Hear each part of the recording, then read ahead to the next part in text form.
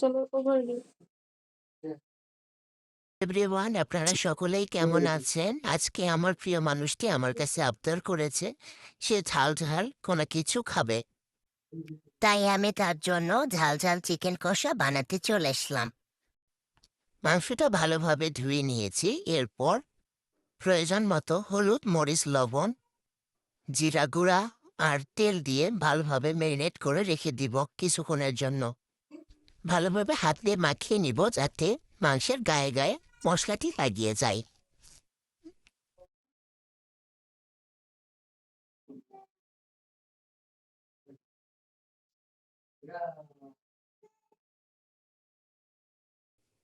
এবার রান্নার জন্য কিছু পেঁয়াজ, রসুন ভালোভাবে ছুলে ধুয়ে নেব। আমি এখানে কিছু শুকনো মরিচ নিয়েছি।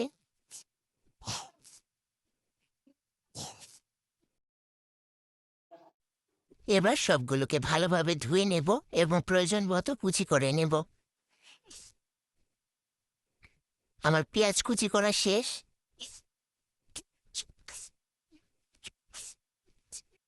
আমি প্রয়োজন মতো রসুনও কুচি করে নিয়েছি, যা আমি থেতো করব।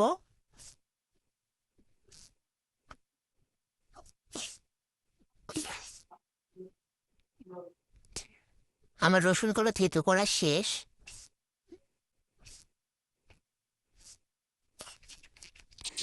আমি রান্নায় ব্যবহারের জন্য নিয়েছি কিছু টমেটো। টমেটোগুলোর ভালোভাবে খোসা ছাড়িয়ে নেব। খুব সহজেই খোসাগুলো ছাড়িয়ে আসছে। এবার ব্লেন্ডারে আমি শুকনো মরিচ আর টমেটোটি ব্লেন্ড করে নেব। কড়াইয়ে প্রয়োজন মতো তেল, কেটে রাখা পেঁয়াজ কুচি প্রথমে হালকা ব্রাউন ভাবে ভেজে নেব।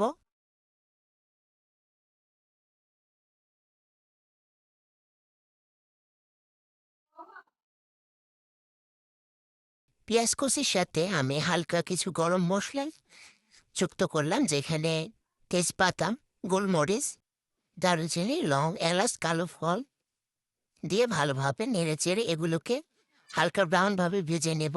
এরপর কেটে রাখা রসুন কুচি দিয়ে আবার এগুলোকে ভালোভাবে ভেজে নেব।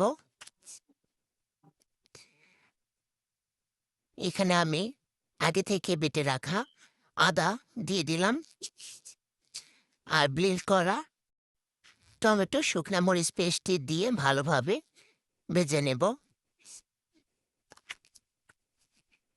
এবার হালকা একটু পানি দিয়ে মশলাটিকে ভালোভাবে কষিয়ে নিচ্ছে। আমি এখানে প্রয়োজনীয় কোনো অন্য মশলা যুক্ত করব না, যেহেতু মাংসটি আগে থেকেই সকল মশলা দিয়ে ম্যারিনেট করা আছে। ভালোভাবে মশলাটি কষানো হয়ে গেলে আমি এখানে ম্যারিনেট করা মাংসটি ঢেলে দেব এবং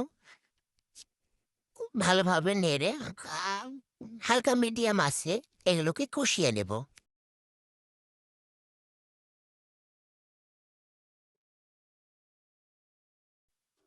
মাংসটি আমরা ধীরে ধীরে কষাতে থাকবো, বারবার ঢাকনা দিয়ে আবার নেড়ে চেড়ে ঢাকনা দিয়ে মাংসটিকে কষাবো। এখানে আমরা কোনো পানি ব্যবহার করব না, মাংস থেকে পানি বের হবে।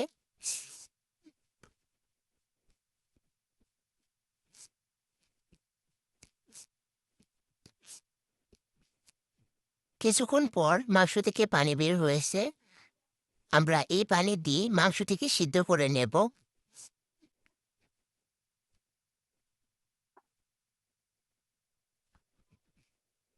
এভাবে নেড়ে চেড়ে বারবার ঢাকনা দিয়ে মাংসটিকে আমরা সিদ্ধ করে এবং কষিয়ে নেব।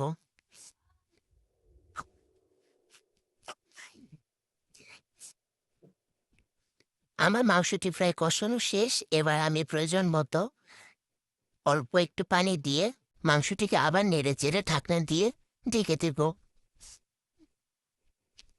আমার মাংসটি প্রায় রান্না করা শেষ।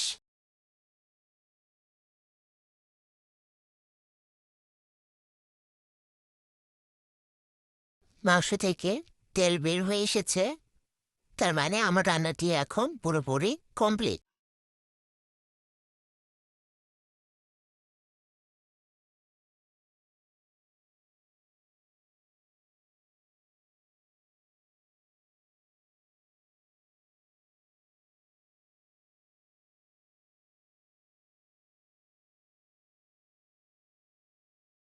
আমার মাংস রান্না প্রায় শেষ। এবার চুলা থেকে নামিয়ে নিয়ে মাংসটিকে পরিবেশন করে নেব।